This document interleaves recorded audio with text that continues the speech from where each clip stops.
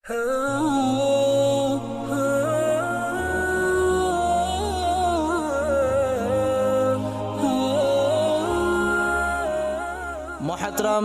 و معزز سامعین اکرام، نوجوان ساتھیوں، پیارے بچوں، ہر قسم کی حمد و ثنا، کبریائی، بڑائی، بزرگی اللہ وحدہ لا شریک خالق کائنات مالک ارض و سما کے لائق اور سزاوار ہے۔ بعدہ درود و سلام کے بے شمار نذرانے پیش ہو تمام انبیاء کرام علیہم الصلاۃ والسلام پر، خصوصاً ہمارے اور آپ کے آخری نبی ساقی کوثر شافی محشر جناب محمد مصطفیٰ صلی اللہ علیہ وسلم پر، اور اللہ رب العالمین کی بے شمار رحمتیں، نوازشیں، برکتیں نازل ہو ان تمام صحابہ کرام رضوان اللہ علیہم اجمعین پر جنہوں نے تنگی میں، پستی میں، خوشحالی میں، ہر حال میں محمد رسول اللہ صلی اللہ علیہ وسلم کا ساتھ دیا۔ حضرات، ہم اور آپ جس ملک میں رہ رہے ہیں،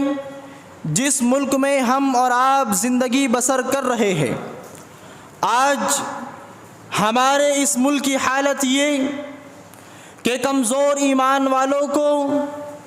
جن کا ایمان کمزور ہے، جن کا تعلق قرآن سے بہت کم ہے، جن کا تعلق اللہ کے رسول صلی اللہ علیہ وسلم کی حدیثوں سے دور دور تک نہیں ہے، ایسے کمزور مسلمانوں کو ان کے ایمان سے پھیرنے کے لیے، ان کو اسلام سے خارج کرنے کے لیے نت نئی سازشیں رچی جا رہی ہے۔ نئے نئے شک اور شبہات قرآن اور حدیث کے تعلق سے مسلمانوں کو گمراہ کرنے کے لیے، مسلمانوں کو بے ایمان کرنے کے لیے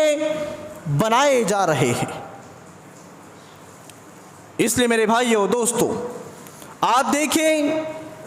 کہ آج کوئی نہ کوئی شخص اسلام کو برا بھلا بول کر،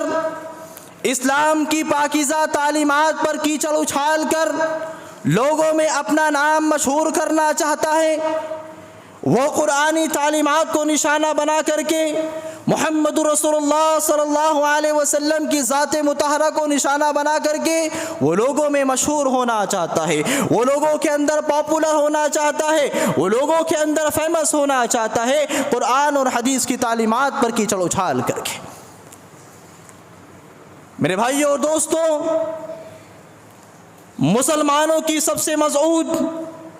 مسلمانوں کی سب سے طاقتور قوت اگر اس سرزمین پر کوئی ہے تو وہ اللہ رب العالمین کا کلام یعنی قرآن مجید ہے۔ اور آپ دیکھیں،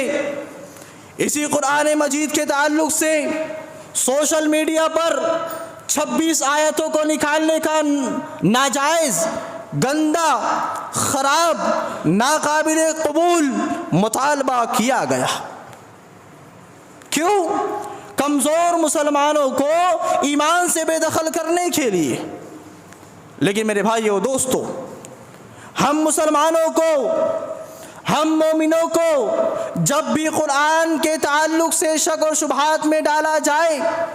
تو رب العالمین کے اس فرمان کو ہمیں اور آپ کو اپنے سامنے رکھنا ہوگا، جس میں رب العالمین نے اپنی مقدس کتاب قرآن مجید کے اندر خود ارشاد فرمایا، اور اس کتاب کی صداقت کے بارے میں رب العالمین نے فرمایا،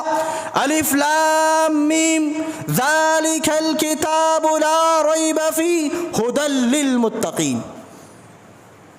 الف لام میم، اے محمد صلی اللہ علیہ وسلم آپ فرما دیجئے، ذالک الکتاب لا ریب فیہ، یہ رب العالمین کا نازل کردہ قرآن، یہ رب العالمین کی نازل کردہ کتاب کسی غیرے کی نازل کردہ نہیں، بلکہ یہ خالق و مالک، اس کائنات کو وجود دینے والی ذات اللہ رب العالمین کی جانب سے نازل کردہ ہے۔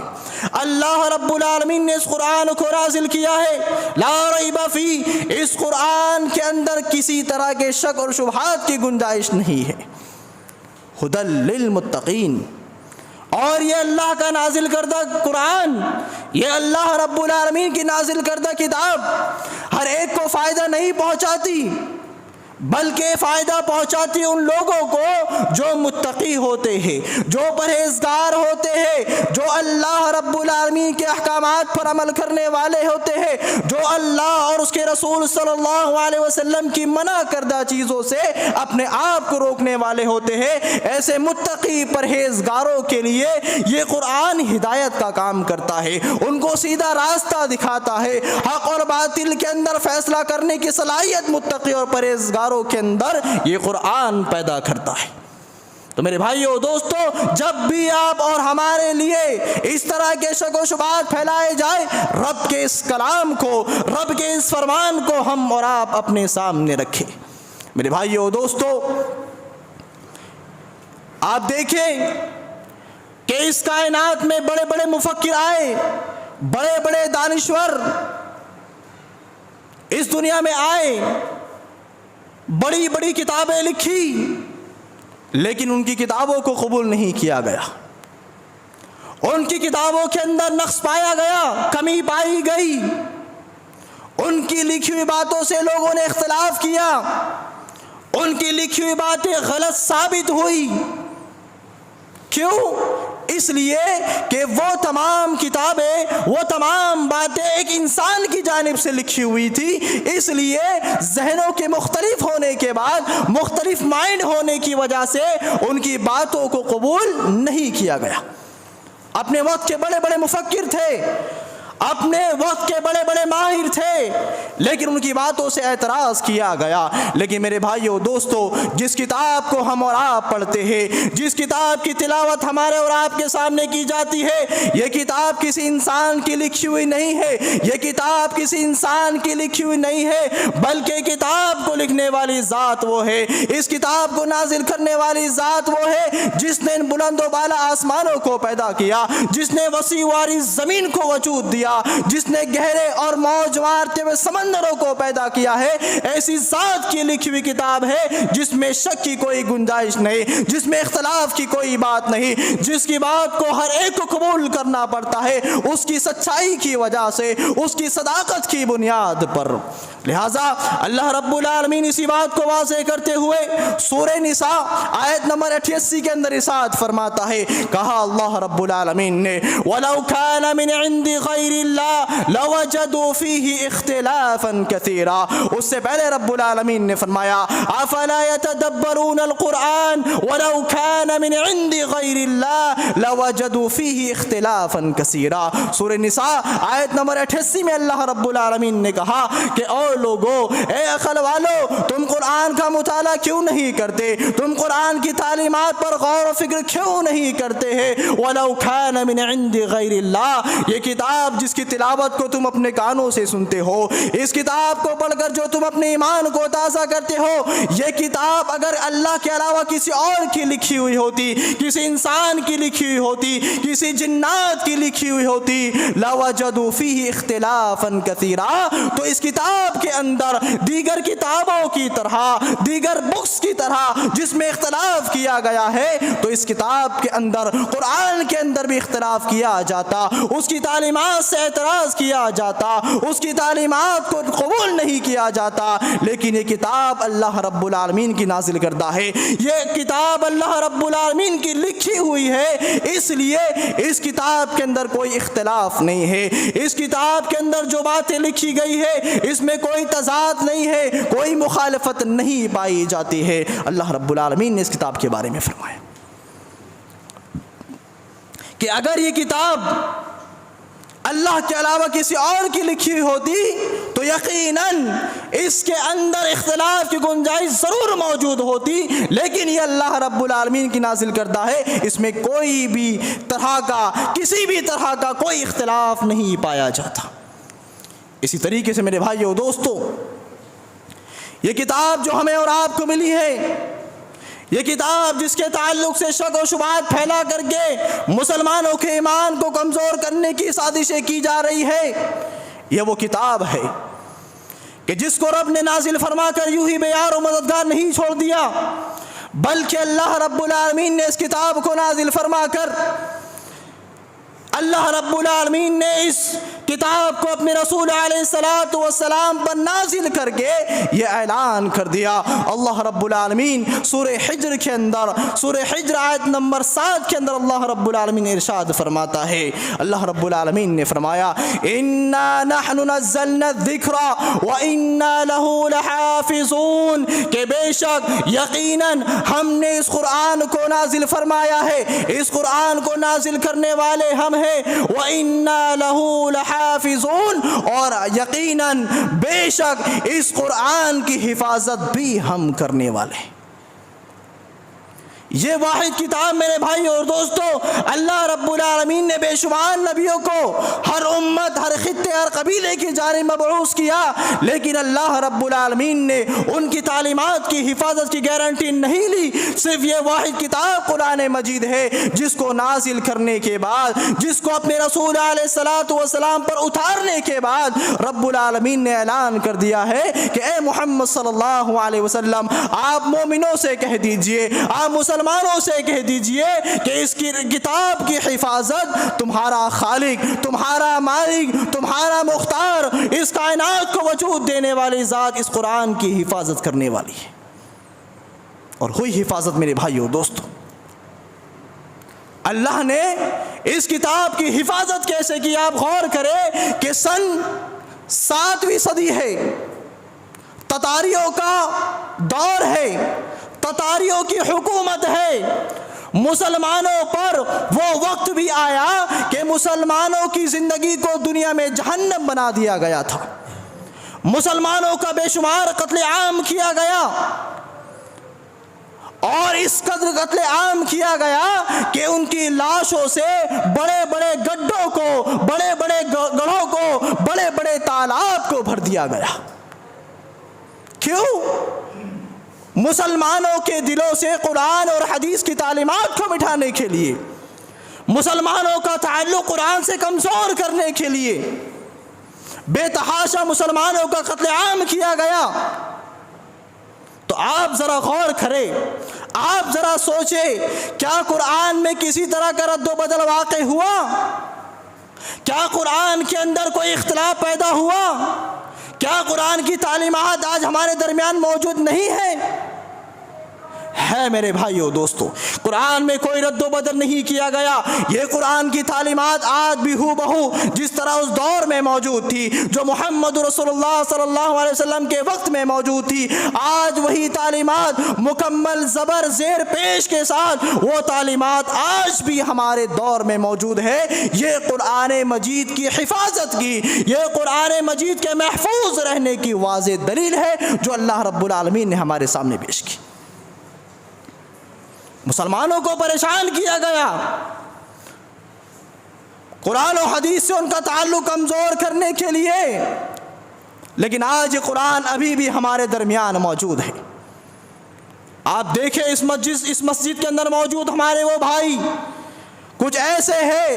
جن کو الحمدللہ 30 پاروں میں سے مکمل 1 پارہ یاد ہے۔ ہمارے چھوٹے چھوٹے معصوم بچے ایسے ہیں جنہوں نے 30واں پارہ مکمل حفظ کر لیا ہے۔ ہمارے 15 سال کے، 16 سال کے، 18 سال کے وہ معصوم بچے بھی ہمارے درمیان ہیں جنہوں نے مکمل 30 پاروں کو مکمل زبر اور زیر کے ساتھ اپنے سینوں میں محفوظ کر لیا ہے۔ یہ قرآن کی حفاظت کی دلیل ہے۔ اس لیے میرے بھائیو دوستو، مسلمان یہ چیلنج کرتے ہیں کہ اگر تم قرآن مجید کی تعلیمات پر اپنی انگلیاں اٹھاتے ہو، اگر تم قرآن مجید کی تعلیمات کو گندا کرنا چاہتے ہو تو آؤ میدان میں جمع ہوتے ہیں، دیگر تمام مذہب کی کتابیں لا کر میدان میں رکھ دی جائے،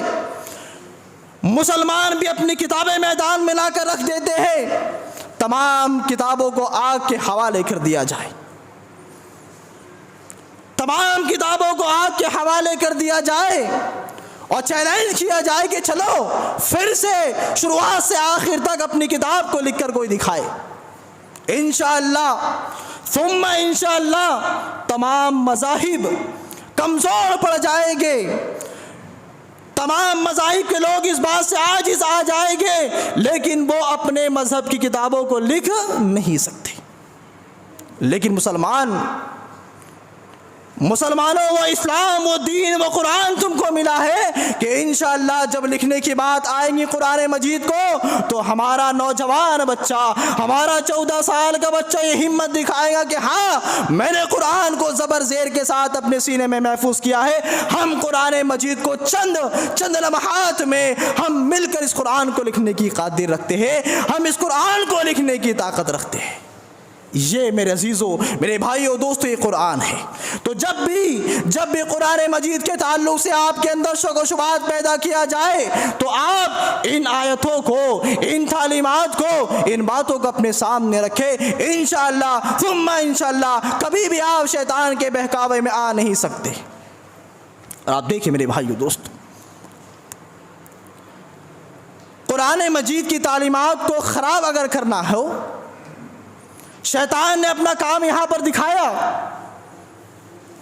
وہ جن کے دلوں میں اسلام کے تعلق سے نفرت ہے, جو مسلمانوں سے نفرت کرتے ہیں, انہوں نے اس بات کو سمجھ لیا ہے کہ اگر ہم مسلمانوں کے دلوں سے قرآن کی عظمت کو ختم کرنا چاہتے ہیں, مسلمانوں کے دلوں میں جو قرآن کا مقام ہے اگر ہم اس کو ان کے دلوں سے مٹانا چاہتے ہیں تو ہمیں سب سے پہلا حملہ محمد رسول اللہ صلی اللہ علیہ وسلم پر کرنا ہوگا. کیوں؟ اس قرآن کو اللہ نے کس پر نازل کیا؟ اس قرآن کی تعلیمات جو اس قرآن میں موجود ہے کس نے ہم کو سمجھایا؟ یہ محمد رسول اللہ صلی اللہ علیہ وسلم نے ہمیں اور آپ کو سمجھایا. تو جب وہ محمد رسول اللہ صلی اللہ علیہ وسلم کو غلط ثابت کر دے, جب وہ محمد رسول اللہ صلی اللہ علیہ وسلم پر جھوٹے الزام لگا کر جب وہ مسلمانوں کی دلوں میں جو محمد رسول اللہ صلی اللہ علیہ وسلم کی عظمت ہے اس کو مٹا دے تو ایٹومیٹک خود بخود مسلمانوں کے دلوں سے قرآن کی عظمت کا, قرآن کے وقار کا, قرآن کے مقام کا خاتمہ ہو جائے گا. اور اس ملعون اس بدبخت آدمی نے یہی کیا. اور ہم ممبر رسول سے اس مقدس مقام پر اس بدبخت کا نام لینا گوارا نہیں کرتے ہیں جس نے سب سے پہلا حملہ قرآن مجید کی 26 آیتوں پر کیا. پھر اس کے بعد اس نے دیکھا کہ بات نہیں بنی, اس نے دوسرا حملہ محمد رسول اللہ صلی اللہ علیہ وسلم پر کیا. ہمارے اور آپ کی دلوں کی دھڑکن محمد رسول اللہ صلی اللہ علیہ وسلم کی تعلیمات پر اس نے سب سے پہلے کیچڑ اچھالنے کی ناپاک کوشش کی. وہ ویڈیو ہم میں سے اکثر لوگوں نے سنا ہوگا, دیکھا ہوگا کہ محمد رسول اللہ صلی اللہ علیہ وسلم کے تعلق سے میرے بھائی اور دوستو ایسی باتیں کہی گئی کہ جسے ہم بیان کرنے کی طاقت نہیں رکھتے. ہمارے اندر وہ سخت نہیں ہے کہ وہ الفاظ محمد رسول اللہ صلی اللہ علیہ وسلم کے لیے بیان کر سکے. اور میرے بھائی اور دوستو یہ ظالموں کو تکلیف اللہ کے رسول سے نہیں ہے, ان کو تکلیف اللہ کے رسول صلی اللہ علیہ وسلم کی رسالت سے ہے. ان ظالموں کو تکلیف محمد رسول اللہ صلی اللہ علیہ وسلم کے نبی ہونے کی وجہ سے ہے, ذات سے ان کو کوئی تکلیف نہیں ہے. جو مقام جو مرتبہ اللہ نے اپنے رسول کو دیا ہے اس مقام اور مرتبے سے ان لوگوں کو نفرت ہے جس کی بنیاد پر وہ آج محمد رسول اللہ صلی اللہ علیہ وسلم کو برا بھلا کہہ رہے ہیں. مشرکین مکہ 40 سال کی عمر سے پہلے آپ صلی اللہ علیہ وسلم کو امین کہا کرتے تھے, صادق کہا کرتے تھے, آپ کا احترام کیا کرتے تھے, آپ کے فیصلوں کو قبول کیا کرتے تھے. لیکن جیسے ہی اللہ کے رسول صلی اللہ علیہ وسلم نے اپنی رسالت کا اعلان کیا, جیسے ہی اللہ کے رسول صلی اللہ علیہ وسلم نے اپنے نبی ہونے کا برملا اعلان کیا, ان کے سینوں میں آگ لگ گئی. یہی لوگ جو اللہ کے رسول صلی اللہ علیہ وسلم سے محبت کرتے تھے آپ کے بڑے بڑے دشمن بن گئے. آپ کی جانوں کے آپ کو جان سے مارنے کی سازشیں یہ لوگ رچنے لگ گئے صرف رسالت اور نبوت کی وجہ سے. تو وہی بدبخت نے یہی کام کیا, اسے بھی اللہ کے رسول صلی اللہ علیہ وسلم کی رسالت سے نفرت تھی. تو اے بدبخت, اے ملعون, تجھ پر اللہ کی بے شمار لعنتیں ہو, تجھ پر اللہ کے فرشتوں کی لعنتیں ہو، تجھ پر اللہ کے نیک بندوں کی لعنتیں ہو، اگر تجھے محمد رسول اللہ صلی اللہ علیہ وسلم کی رسالت سے نفرت ہے، تجھے اگر محمد رسول اللہ صلی اللہ علیہ وسلم کے نبی ہونے سے اعتراض ہے تو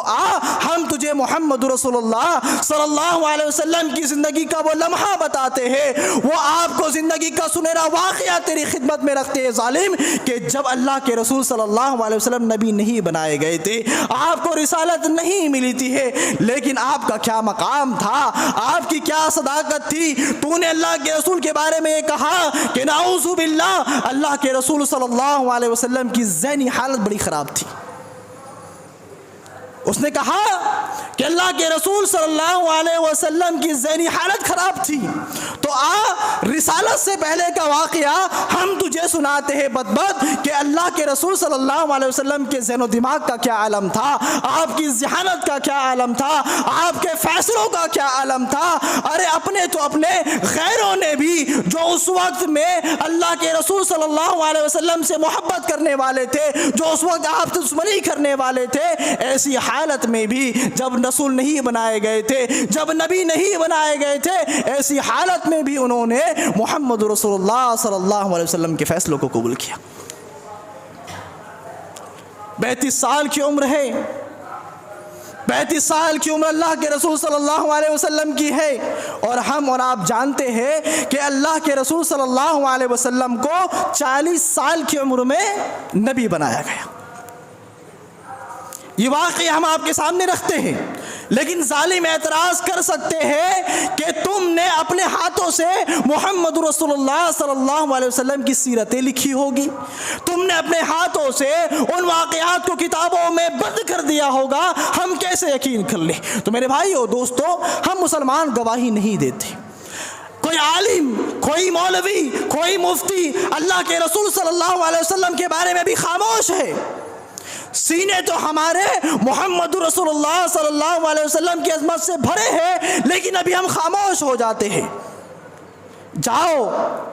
مائیکل ہرٹ، بودھا، گوگل پر سرچ کرے اور دیکھے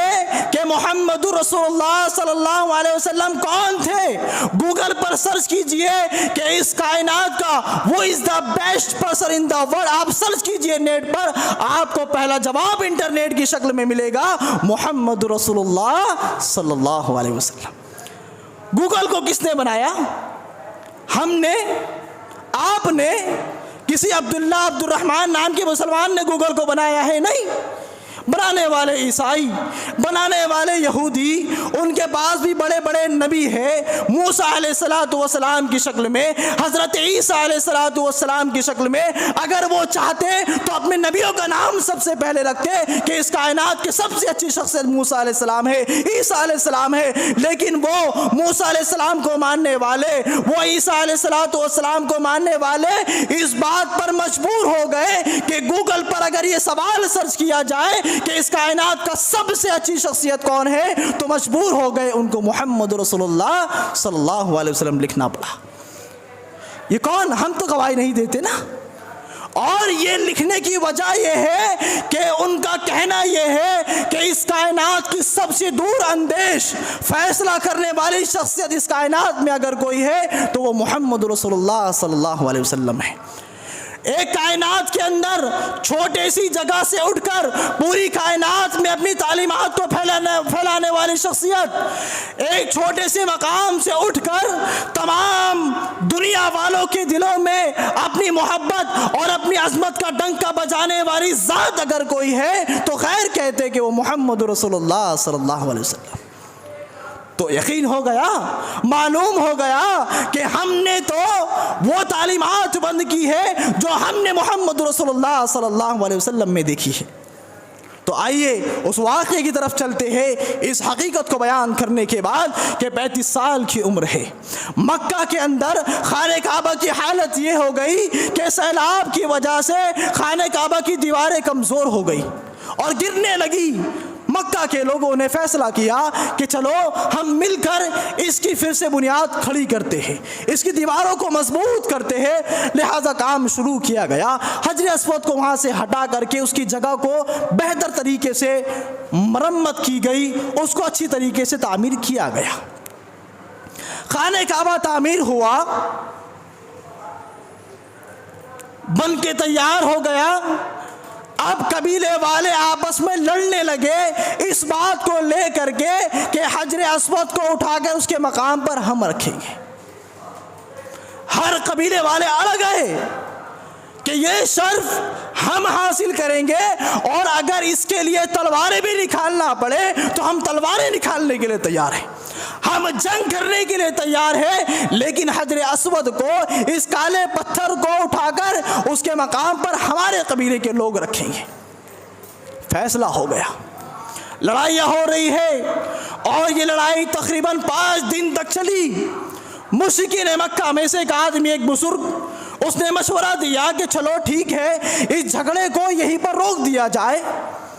اور یہ فیصلہ کیا جائے کہ ہم انتظار کرتے ہیں، اور حدود حرم میں، مکہ میں سب سے پہلی شخصیت جو داخل ہوگی اور وہ ہمارے حق میں اس بارے میں جو فیصلہ کرے گی، ہمیں وہ فیصلہ منظور ہوگا۔ یہ بات طے ہوئی کہ مکہ میں جو سب سے پہلے آئے گا اسے ہم حاکم بنا کر کے، فیصل بنا کر کے، فیصلہ کرنے والا بنائیں گے، اور ہمارے درمیان وہ جو فیصلہ کرے ہمیں منظور ہوگا۔ سب لوگ انتظار میں ہیں، صبح صادق کا وقت ہے، رات کا اندھیرا چھٹا ہے، لوگ انتظار کر رہے ہیں کہ اب دیکھو حدود حرم میں سب سے پہلے کون داخل ہوتا ہے۔ لوگ انتظار کر رہے ہیں، دیکھا انتظار کی گھڑیاں ختم ہوئی، اس کائنات کی سب سے عظیم شخصیت امام الانبیاء محمد رسول اللہ صلی اللہ علیہ وسلم سب سے پہلے حرم میں داخل ہو رہے ہیں۔ مشرکین مکہ ابھی آپ کو رسول نہیں مانا، آپ کی نبوت پر ایمان نہیں لایا، صرف آپ کے اخلاق سے متاثر ہے۔ ارے جب محمد رسول اللہ صلی اللہ علیہ وسلم کو آتا دیکھا، اپنی زبان سے بیک وقت ان کے الفاظ یہ نکلتے ہیں، ھذا الامین رضیناہ ھذا محمد صلی اللہ علیہ وسلم۔ سب لوگوں نے جب آپ صلی اللہ علیہ وسلم کو دیکھا اور کہا، ارے یہ تو امانت دار ہے، ارے یہ تو امین ہے، رضیناہ، ہم تو اس کے فیصلے سے راضی ہو گئی، یہ ہمارے درمیان تو فیصلہ کر لے، ہم اسے قبول کرنے کے لیے تیار ہے، ھذا محمد، یہ تو محمد صلی اللہ علیہ وسلم ہے۔ غور کریں میرے عزیزو، مشرکین مکہ ہے، ابھی اللہ کے رسول نے کوئی فیصلہ نہیں کیا، لیکن آپ کی شخصیت سے اس طرح سے وہ متاثر ہوئے تھے، آپ کی صداقت کو انہوں نے دیکھا تھا، آپ کی امانت کو انہوں نے دیکھا تھا۔ جب دیکھا فیصلہ ہونے سے پہلے قبول کر لیا کہ ہم تو محمد کے تمام فیصلوں سے راضی ہیں، کہ جس کام کے لیے تلواریں نکالنے کے لیے تیار تھے، گردنیں اڑانے کے لیے تیار تھے، محمد صلی اللہ علیہ وسلم کو دیکھ کر ان کا فیصلہ بھی نہیں ہوا، پہلے ہی راضی ہو گئے۔ کیا ہوا؟ اللہ کے رسول صلی اللہ علیہ وسلم نے ایک بڑی جنگ کو جو مکہ میں ہونے والی تھی، اپنے حکمت بھرے فیصلے سے اس جنگ کو ٹال دیا۔ اس جنگ کا خاتمہ اللہ کے رسول صلی اللہ علیہ وسلم نے کیا۔ کس طریقے سے کیا؟ تمام قبیلے کے لوگوں کو جمع کیا، چادر منگوائی، اس پر حجر اسود کو رکھا، اور تمام قبیلے والوں سے کہا، قبیلے والوں اس چادر کا ایک ایک کونا پکڑ لو۔ اس چادر میں پتھر کو رکھ کر اس کے مقام پر لایا گیا۔ پھر اللہ کے رسول صلی اللہ علیہ وسلم نے اس پتھر کو اپنے دست مبارک سے پکڑا، اپنے ہاتھ سے اٹھایا اور اس کو اس کے مقام پر رکھ دیا۔ یہ پورا واقعہ آپ ہم نے اپنے سامنے رکھے اور غور کرے کہ اس ملعون نے جو اللہ کے رسول صلی اللہ علیہ وسلم کے بارے میں یہ کہا کہ آپ کا ذہنی دماغ خراب تھا، آپ کی ذہنی حالت خراب تھی، تو آپ مجھے بتائے، یہاں چھوٹے بچے موجود ہیں، انہوں نے اگر اس واقعے کو سنا ہو تو وہ جواب دے، کیا کوئی ایک پاگل آدمی نعوذ باللہ جس کے ذہن میں فطور ہو، جس کی ذہنی حالت خراب ہو، کیا وہ اتنا حکمت بھرا، اتنا پیارا فیصلہ کر سکتا ہے؟ نہیں میرے بھائیو دوستو، جس کی ذہنی حالت خراب ہو وہ اس طرح کا حکمت بھرا فیصلہ نہیں کر سکتا۔ مکہ میں بڑے بڑے مفکر موجود تھے، ان کے درمیان بڑے بڑے علامہ موجود تھے، بڑے بڑے شاعر موجود تھے، لیکن سب نے اللہ کے رسول صلی اللہ علیہ وسلم کے اس فیصلے کے آگے سر تسلیم خم کر دیا۔ یہ مقام ہے محمد رسول اللہ صلی اللہ علیہ وسلم کا۔ اور میرے بھائیو دوستو، تم یہ محمد رسول اللہ صلی اللہ علیہ وسلم کے بارے میں کہتے ہو کہ ان کو خواتینوں کی ہوس تھی، ان کو عورتوں کی لالچ تھی، ان کو عورتوں سے لگاؤ تھا، تو آؤ وہ واقعہ بھی سیرت نگاروں نے اپنی سیرت کے اندر بیان کیا، سیرت ابن ہشام کے اندر، کہ جب اللہ کے رسول صلی اللہ علیہ وسلم نے لوگوں کو رب کی توحید کا پیغام دیا،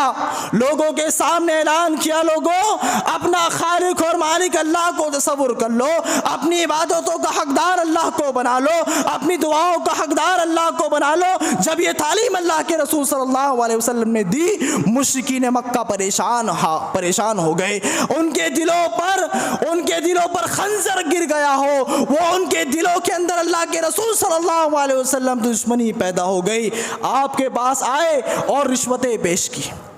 آپ کو رشوت دینا چاہیے، اور رشوتوں میں سب سے پہلا مطالبہ کیا ہوا؟ پہلا مطالبہ یہ کہ اے محمد، اگر تم یہ چاہتے ہو، اگر تم کو عورتوں کی خواہش ہے، تو ہم اس دنیا کی تمام حسیناؤں کو آپ کی خدمت میں لا کر جمع کریں گے، اور جو حسین و جمیل مکہ اس عرب کے اندر سب سے حسین و جمیل خوبصورت خاتون کو ہم آپ کے پاس لا کر دے دیتے ہیں، آپ اسے رکھ لیجئے۔ پہلا آفر۔ دوسرا آفر یہ کہ اگر آپ کو مال کی، دولت کی، زر جواہرات کی ہوس ہے، تو ہم آپ کے قدموں میں اتنی دولت لا کر رکھ دیتے ہیں کہ آپ مکہ کے سب سے مالدار آدمی بن جاؤ گے۔ تیسری رشوت یہ کہ اے محمد، اگر آپ سرداری چاہتے ہو، اگر آپ حکومت چاہتے ہو، تو ہم مل کر آپ کو اپنا امیر بنا لیتے ہیں، اپنا سردار بنا لیتے ہیں، آپ اسے قبول کر لو۔ لیکن آپ جو رب کی توحید کا پیغام دے رہے ہیں، جو آپ ان معبودان باطلہ سے روک کر ایک حقیقی معبود کی طرف لوگوں کو بلا رہے ہیں، آپ اس کام سے باز آ جائیے، آپ اس کام کو چھوڑ دیں، ہم یہ تینوں کام آپ کے لیے کر دیں گے۔ اللہ کے رسول صلی اللہ علیہ وسلم اگر خواتینوں کی چاہت اگر اللہ کے رسول کے دل میں ہوتی، آپ ان کی تمام رشوتیں قبول کر لیتے، مال کی ہوس ہوتی ان کے مالوں کو قبول کر لیتے، سرداری کی چاہت ہوتی آپ سرداری کو آپ صلی اللہ علیہ وسلم قبول کر لیتے۔ لیکن اس کا سرور کائنات امام الانبیاء محمد رسول اللہ صلی اللہ علیہ وسلم کا جواب ہے، او لوگوں یہ رشوتیں پیش کر رہے ہو، سنو، اگر تم میرے ایک ہاتھ میں چاند بھی لا کر رکھ دو، دوسرے ہاتھ میں سورج کو بھی لا کر رکھ دو، میرے قدموں میں دنیا کی تمام دولتیں لا کر رکھ دو، محمد رسول اللہ صلی اللہ علیہ وسلم باطل کو حق نہیں کہہ سکتا، جھوٹے کو سچا نہیں کہہ سکتا، حقیقی معبود کی طرف دعوت دینے سے بات نہیں آ سکتا۔ تم ظلم ڈھاؤ، تم تکلیفیں دو، تم الزام لگاؤ، تم پریشان کرو، تم میرے صحابہ کو تکلیفیں دو، سب منظور ہے، لیکن محمد رسول اللہ صلی اللہ علیہ وسلم اپنی دعوت سے باز آنے والے نہیں ہیں۔ تو اگر وہ بدبخت کے یہ الزام لگانا اگر برحق ہوتا تو آج سے 1400 سال پہلے اس رشوتوں کو، اس آفر کو محمد رسول اللہ صلی اللہ علیہ وسلم قبول کر لیتے، لیکن آپ کا قبول نہ کرنا اس بات کی دلیل ہے کہ آپ کو خواتینوں سے لگاؤ نہیں تھا۔ اسی طریقے سے میرے بھائیو دوستو، ایک آخری نقطہ جو آپ صلی اللہ علیہ وسلم کے بارے میں کہا گیا کہ آپ بڑے جنگجو تھے، آپ لوگوں پر اتیاچار کرنے والے تھے، لوگوں پر ظلم کرنے والے آپ تھے، اس ملعون بدبخت نے یہ الزام بھی اللہ کے رسول صلی اللہ علیہ وسلم پر لگایا۔ تو میرے بھائیو دوستو، نبوت کا 10واں سال ہے، اور وہ 10واں سال اللہ کے رسول صلی اللہ علیہ وسلم پر سب سے خطرناک بن کر گزرا۔ دین کے خاطر بڑی تکلیفیں آئی، لوگ ابھی الزام لگا رہے ہیں اور لوگوں ذرا سوچو کہ اگر ہم اور آپ ذرا سی عزت پا لیتے ہیں، اگر لوگ ہم کو سر کہہ کر پکارتے ہیں، ماسٹر کہہ کر اگر سماج میں پکارتے ہیں، اگر راستہ چلنے والا اگر ہم کو گالی دے دے تو اس ماسٹر کے، اس سر کے، اس ٹیچر کے دل پر کیا گزرتی ہے؟ اس کا دل چھلنی نہیں ہوتا؟ کیا اس کے آنکھوں میں بے عزتی کے مارے، ذلت اور رسوائی کے مارے آنسو نہیں آتے؟ آتے ہیں۔ لیکن دیکھو کہ جس کو رب نے رسالت کے لیے قبول کیا ہے، جس پر اللہ رب العالمین اپنی رسالت کا خاتمہ کر رہا ہے، اس شخصیت کو لوگ پاگل کہہ رہے ہیں، اس شخصیت کو لوگ دیوانہ کہہ رہے ہیں، اس شخصیت کو لوگ شاعر جیسے نعوذ باللہ بیکار القاب سے پکار رہے ہیں۔ وہ شخصیت پر 10 سال آیا ہے، اس شخصیت پر الزام لگائے جا رہے ہیں، تکلیفیں دی جا رہی ہے، کھانوں میں گندگی ڈالی جا رہی ہے، عبادت کے موقعوں پر جانوروں کی گندگی لا کر اللہ کے رسول صلی اللہ علیہ وسلم پر لا کر ڈالا جا رہا ہے۔ اسی حالت کے اندر آپ کی سب سے چہیتی بیوی حضرت خدیجہ کا انتقال ہوا۔ اسی دوران 10ویں نبوت کے 10ویں سال میں آپ کے سب سے چہیتے چچا ابو طالب جو آپ کا سپورٹ کیا کرتے تھے، ان کا انتقال ہو گیا۔ بڑی تکلیف اللہ کے رسول صلی اللہ علیہ وسلم پر ہے، آپ دل برداشتہ ہے، آپ پر ظلم کے پہاڑ ٹوٹے ہوئے ہیں، آپ مکہ والوں سے ناراض ہیں، آپ ان سے ہلکی سی نا امیدی دکھاتے ہیں کہ چلو یہ میری بات کو قبول نہیں کر رہے ہیں، میں دوسرے مقام پر جا کر اللہ کے پیغام کو پہنچاتا ہوں، رب کی توحید کا پیغام لوگوں تک پہنچاتا ہوں۔ لہٰذا اس مقصد کے تحت آپ صلی اللہ علیہ وسلم طائف گئے، لوگوں کو دین کی دعوت دی، رب کی توحید کا پیغام سنایا۔ نتیجہ کیا ہوا؟ لوگوں نے آپ کی دعوت سے انکار کیا تو کیا، آپ کی مخالفت کی تو کی، لیکن آپ صلی اللہ علیہ وسلم کو رب کی توحید کا اعلان کرنے کی وجہ سے، رب کے پیغام کو لوگوں تک پہنچانے کے لیے اتنا پتھر مارے، اتنے آپ کو پتھر آپ صلی اللہ علیہ وسلم کے جسم اطہر پر، آپ کے نازک جسم پر اتنے پتھر برسائے گئے کہ آپ صلی اللہ علیہ وسلم کی پوری باڈی، آپ کا پورا جسم لہو لہان ہو گیا، خون اتنا بہا، اتنا خون نکلا کہ آپ کی جوتیوں میں جا کر وہ خون جمنے لگا۔ آپ پر جب یہ کیفیت طاری ہوئی، آپ بے ہوش ہو گئے۔ حضرت زید آپ صلی اللہ علیہ وسلم کے ساتھ تھے، کیسے کیسے بچا کر ان کو ایک انگور کے باغیچے میں لے گئے، باغ میں لے گئے، آپ پر پانی کا چھڑکاؤ کیا، آپ ہوش میں آئے۔ حضرت زید ابن حارثہ جو اس وقت غلام تھے، جب یہ منظر دیکھا، کہا اللہ کے رسول، یہ طائف والے، پتھروں میں رہنے والی قوم، پہاڑوں کے درمیان رہنے والی قوم، ان کے دل بھی پتھر ہو چکے ہیں، ان کے دلوں میں کوئی نرمی نہیں۔ آپ رب کی بارگاہ میں اپنے ہاتھوں کو بلند کیجئے اور اس قوم کے خلاف بد دعا کیجئے۔ لیکن آپ صلی اللہ علیہ وسلم نے اپنے ہاتھوں کو آسمان کی طرف ضرور اٹھایا، اپنے دونوں ہاتھ اللہ رب العالمین کی بارگاہ میں پھیلائے، لیکن بد دعا کے لیے نہیں،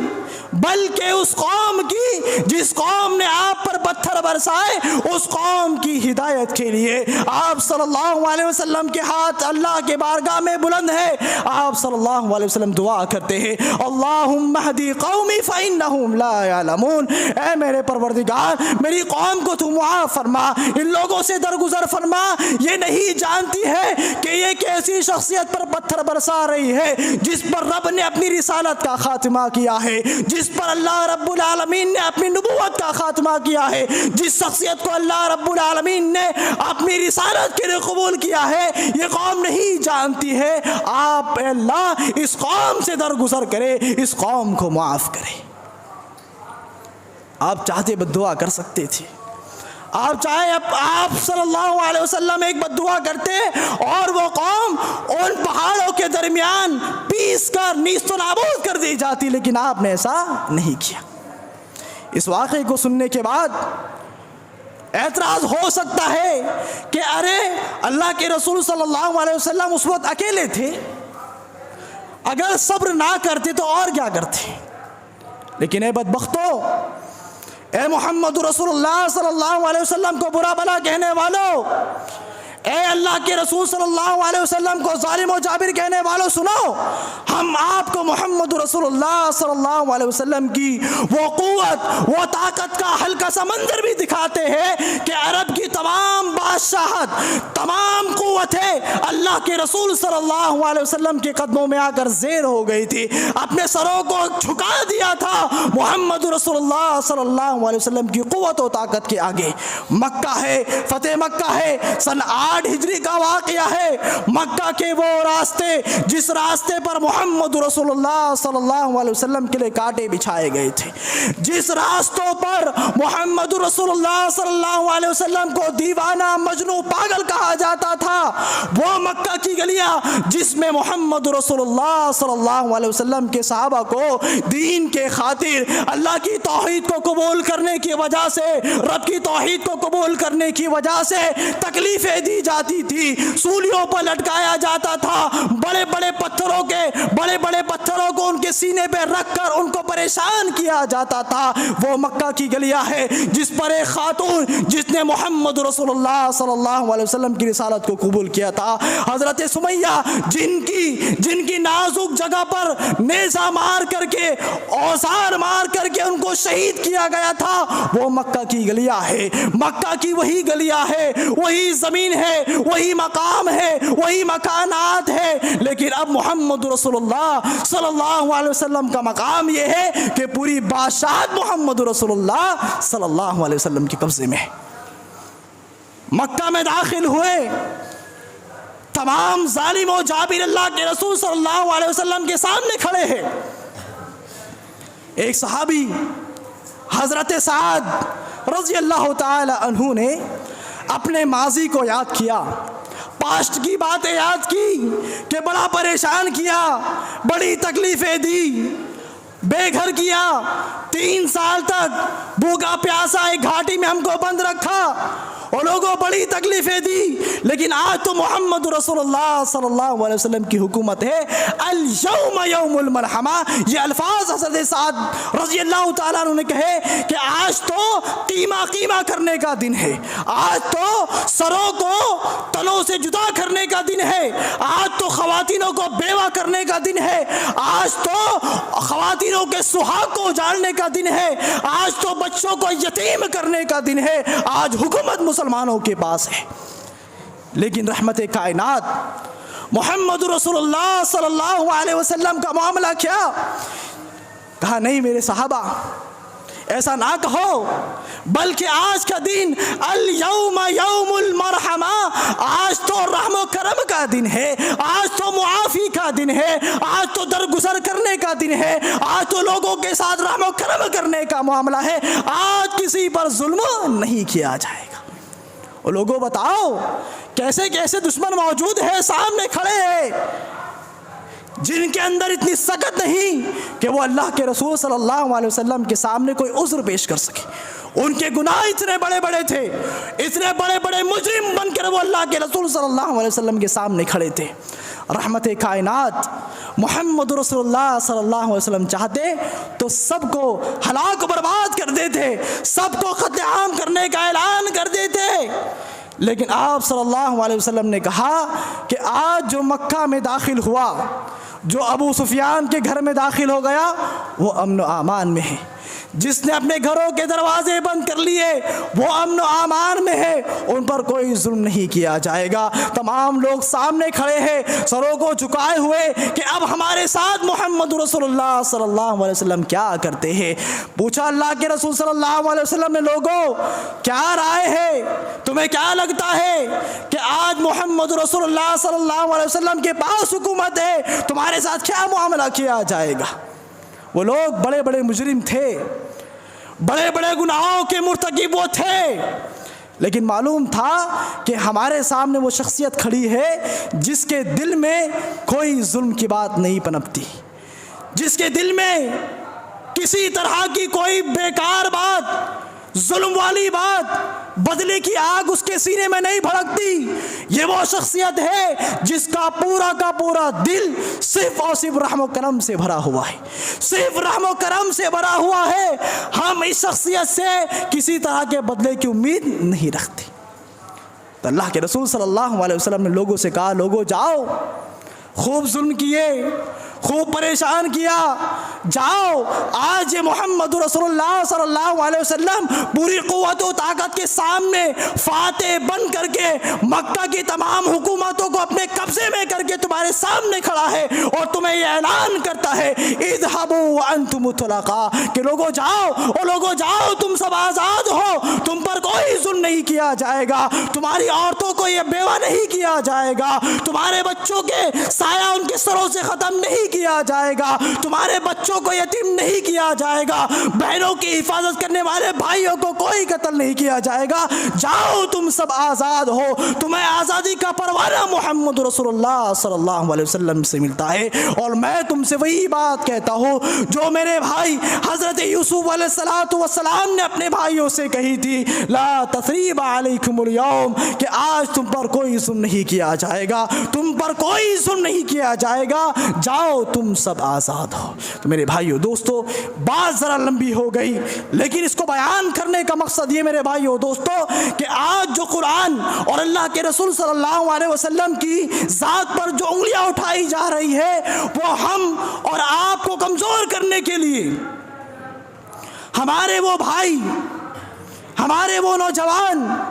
ہمارے وہ بزرگ جو اپنے آپ کو مسلمان تو کہتے ہیں لیکن سال سال گزر جاتا ہے قرآن سے ان کا کوئی تعلق نہیں ہوتا، رمضان جا کر دوسرا رمضان آتا ہے ان کو قرآن کھولنے کی توفیق نہیں ملتی ہے۔ وہ مسلمان جن کے سامنے حق بیان کیا جاتا ہے، قرآن کی واضح آیتوں کو کھول کر ان کے سامنے رکھا جاتا ہے، لیکن وہ یہ کہہ کر کہ ان کا قرآن تو دوسرا ہے، ان کا مطلب تو دوسرا ہے، وہ یہ کہہ کر اس تعلیمات کو ٹھکرا دیتے ہیں، تو ایسے کمزور مسلمانوں کو، ایسے کمزور ایمان والوں کو ایمان سے بے دخل کرنے کے لیے، ان کا ایمان نیست و نابود کرنے کے لیے اس طرح کے شک اور شبہات پھیلائے جاتے ہیں۔ تو اگر آپ نے قرآن سے اپنا تعلق مضبوط نہیں کیا، اگر آپ نے سیرت رسول کو اپنے اندر، اپنے بچوں کے اندر پیدا نہیں کیا، تو میرے عزیزوں ہم اور آپ صرف برائے نام مسلمان رہ جائے گی، صرف ہم خاندان میں، مسلمان خاندان میں پیدا ہونے والے، ہمارا نام عبداللہ عبد الرحمن ہوگا، لیکن ہمیں جو مقصد لے کر اللہ نے بھیجا ہے اس مقصد سے دور ہونے کی وجہ سے ہم صرف نام کے مسلمان ہو جائیں گے، اور اسی بات کو ہم بیان نہیں کرتے، یہ تو رب کا قرآن کہتا ہے۔ سورہ یوسف میں اللہ نے اس بات کو بیان کرتے ہوئے کہا وَمَا يُؤْمِنُ أَكْثَرُهُمْ بِاللَّهِ إِلَّا وَهُمْ مُشْرِكُونَ، کہ بہت سے لوگ اللہ پر ایمان لانے کے بعد، اللہ کو اللہ ماننے کے بعد، زمین و آسمان کا خالق ماننے کے بعد، وسیع و عریض زمین کو پیدا کرنے والا ماننے کے بعد مشرک ہے۔ تو اپنا تعلق قرآن سے مضبوط کرے، ورنہ یہ شک و شبہات آپ کو، ہمیں اپنی تباہ کن ہلاکت کی چنگاریوں میں کی لپیٹ میں لے لیں گے، اور اس آگ کے اندر اس ایمان کو جو ہمیں اور آپ کو ملا ہے اسے ہمیں کھونا پڑے گا۔ اللہ رب العالمین سے دعا ہے الہ العالمین ہم سب کو اللہ کے رسول صلی اللہ علیہ وسلم کی تعلیمات کو اپنانے والے بنا، اللہ رب العالمین ہم سب کو قرآن و حدیث کا صحیح معنوں میں مطالعہ کرنے والا بنا، اللہ رب العالمین تو ہم سب کے دلوں میں قرآن اور حدیث کی تعلیمات کو مضبوط کر دے، اللہ رب العالمین تو ہمارے دلوں میں قرآنوں کی محبت کو پیدا فرما، اللہ رب العالمین ہمیں جو لوگ پریشان حال ہیں ان کی پریشانیوں کو دور فرما، جو لوگ بے روزگار ہیں ان کی روزی روٹی کا بندوبست فرما، جہاں کئی مسلمانوں کو پریشان کیا جا رہا ہو وہاں تو مسلمانوں کی مدد فرما، اور جو کوئی بھی اللہ کے رسول صلی اللہ علیہ وسلم پر، قرآن پر الزامات لگا رہا ہے تو اللہ تو ایسے لوگوں کو ہدایت دے، اللہ تو ایسے لوگوں کو ہدایت دے، اللہ تو ایسے لوگوں کو ہدایت دے، اگر ان کے حق میں ہدایت نہیں ہے تو ان کو برباد کر دے، ان کو ہلاک کر دے، تو ان پر اپنی لعنت نازل فرما، ان کی دنیا میں تمام ناکامیاں ان کے حصے میں لکھ دے میرا مولا کریم۔ اقول قولی هذا استغفر الله لي ولكم ولسائر المسلمين فاستغفروه انه هو الغفور الرحيم، والسلام علیکم ورحمۃ اللہ وبرکاتہ۔